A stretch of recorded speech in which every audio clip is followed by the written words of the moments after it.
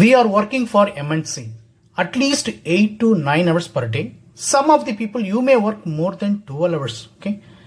We are using our potential for the organization growth. Okay.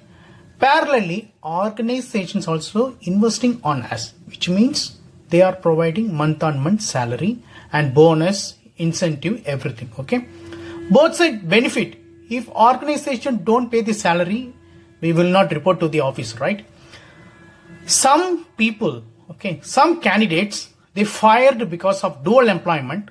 They argued with HR with aggressive tone, and because of which they got termination letter and they blacklisted, as well as organization initiated FIR case against him.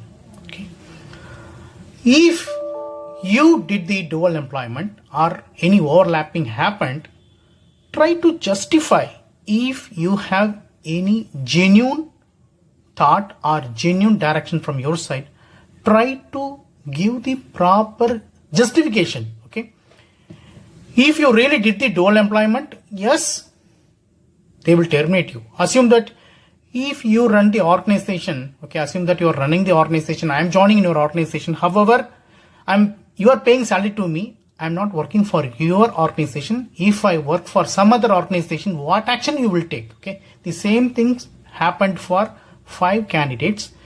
Aggressively they argued with HR, because of which they got fired, they got termination letter, and now FIR case booked against him. Okay. Even though if they received relief letter from the organization, FIR case will create major impact in the background verification. Don't try to involve any malpractice, any misbehaving activities in public as well as in the organization in order to avoid FIR case. Okay. If you face any background verification related problem, happy to approach me. Okay. Thank you so much for watching this video. Have a wonderful day. Take care. Bye bye.